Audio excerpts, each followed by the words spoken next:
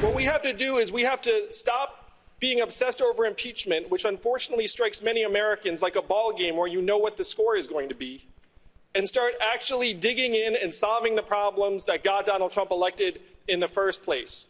We have to take every opportunity to present a new positive vision for the country, a new way forward to help beat him in 2020, because make no mistake, he'll be there at the ballot box for us to defeat. This was the only time Donald Trump said, I agree with something a Democratic presidential candidate said. And that caused shockwaves in the last presidential debate, and one that a lot of people said Andrew Yang won handily, at least challenging party consensus on a whole host of issues, including impeachment.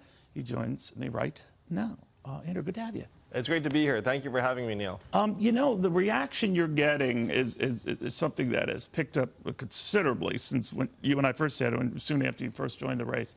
Are you surprised, the reaction you're getting? I'm pleased. I'm thrilled. But I felt like there was an appetite for a different kind of approach to politics. And I'm not a career politician.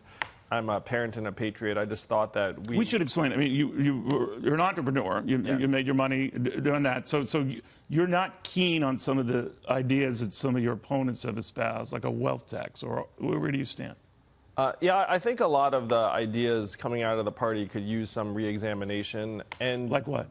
Well, the wealth tax, the example you raise, the fact is Germany, France, Denmark, Sweden all tried a wealth tax and then repealed it because it didn't work.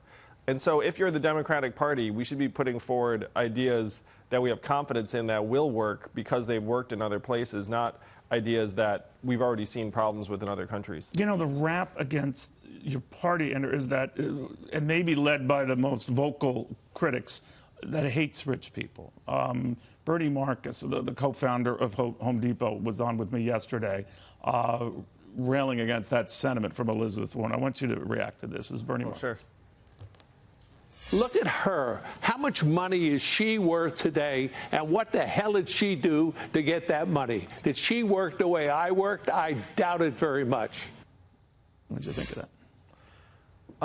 I think that if the Democratic Party does antagonize anyone who's made a certain amount of money in our society, to me, you should be praising people who succeed because many of them worked very, very hard to get where they are.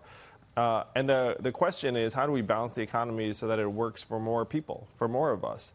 The tough part, Neil, is that Americans can sense that the American dream is slipping away for more and more of us.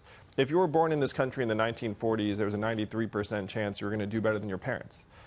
If you were born in the 90s, it's down to a 50-50 shot, and it's declining fast. So that's what we have to fix. But fixing that does not necessarily mean trying to demonize anyone who's been successful.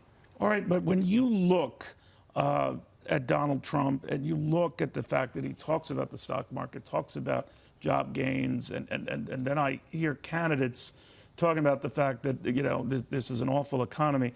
For a lot of people, there's a disconnect there. I know you draw a distinction between, you know, companies might be making money hand over fist, but that doesn't mean you have any fewer bankruptcies, any fewer dislocated Americans. I get that. But it's a tough sell, isn't it? Well, if you reflect back to Donald Trump's campaign, what did he say about the headline unemployment rate? He said fake news. It doesn't reflect the fact that millions of Americans are leaving the workforce. And he was right then. Is it fake news in reverse to say the gains we're having aren't real? Well, there are gains in these top-line measurements, but the top-line measurements don't correspond to the day-to-day experience of many millions of Americans around the country. And I see this firsthand when I campaign, where if you say to people, hey, the stock market's doing well, and this might be different for people who are watching your program, frankly, because the top 20% of American households hold 92% of stock market wealth. The bottom 50% own essentially zero. So if I go around saying, hey, great news, stock market's up, for half of Americans, that's essentially irrelevant. But for half of Americans, it is not. Yes. Well, but again, even for the Fox Business, which if you don't get, you should demand. But you know what I'm saying? Like you can say that, and you're right. I mean, you're focusing on the half who are not, but obviously for the half who are, they're liking what they're seeing, right? Well, certainly, if you have a lot of stock, then you're happy when prices go up. But the bottom 80% of Americans own only 8% of stock market wealth. So we have to try and balance this economy so it works for more Americans, and that doesn't get contained in the top-line measurements that we're using. You are the son of immigrants from Taiwan. Yes. And I report a lot on China and what it's doing. If you were to become president of the United States, how would you deal with the Chinese? Of course, no fans of this country ever making overtures to Taiwan. That would be tricky, wouldn't it? Our job has to be to outcompete the Chinese, particularly in fields like artificial intelligence that could very well define the next century. One story I like to share, more people in China watched artificial intelligence beat the best human Go player, which is a Chinese game, than watched the Super Bowl in the United States. For them, artificial intelligence is the Super Bowl, and their entire government is acting accordingly. They're putting billions, even tens of billions of dollars to work. Our job has to be to keep our heads up and say, okay, we see the game. We can't let China leapfrog us in AI. We have to remain the leader. And if we do that, then we're going to be much better able to push our own values and positions to the Chinese more successfully. Would you be any more pro leveling the playing field and recognizing Taiwan on an equal footing with China?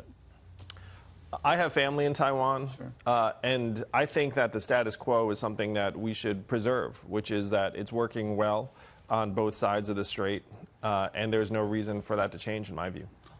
Your presidential run, you talk about things that other candidates don't talk about, the impeachment focus, for example. Is it? You're not saying it was a mistake, but the obsession over it is. And maybe the party heard you, or Nancy Pelosi and others heard you, by trying to demonstrate that they could walk and chew gum at the same time and address these other issues. So they must be worried that something you're saying is right. I'm not sure if it's all me, but the fact is, and I said it at the debate stage, that this does strike many Americans like a ball game where you know the outcome. Right. Has it proven anything? And this latest step to delay getting the articles of impeachment to the Senate, your thoughts? Well, I think many Americans have opinions as to what the president did and whether it rises to the level of impeachment. And you think he should be impeached? I do. You know, I think bullying a foreign leader by withholding aid for political gain is beyond the pale. And the Constitution says that impeachment is the remedy. At the same time, we have to face facts that impeachment is unlikely to succeed without 20 Republican senators having a change of heart or a change of mind. And so the most likely outcome is Donald Trump saying total vindication, total exoneration in 2 months or so. And those are 2 months that we could have been using to make a positive case to the American people about solving the problems in our communities that, in my view, helped get Donald Trump elected in the first place. Now, you have talked, and last time you were here, when campaign was just starting, you talked this idea of giving everybody in this country $1,000 every month, so a minimum $12,000, no matter who you are. You could be a billionaire, you give it to Bloomberg.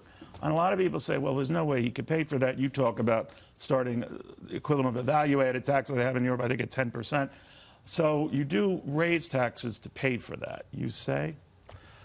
Well, you got to look up and say, well, there's like a Willie Sutton joke I like to share, which is, why do you rob banks? Because that's where the money is.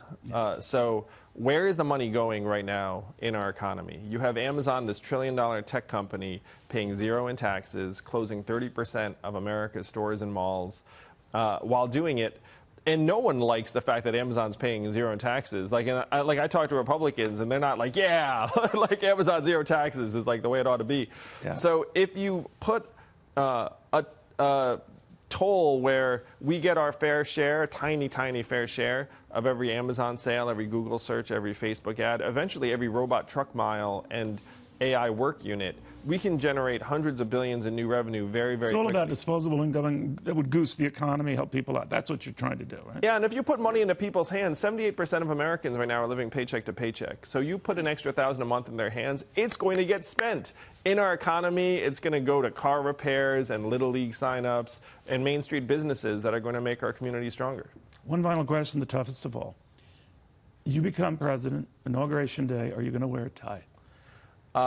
That's a great question, Neil. I will do whatever the American people want me to do. Maybe we'll just put up a little poll and say, hey, should Andrew wear a tie to his inauguration? I'd be glad to. I have nothing against ties. Okay.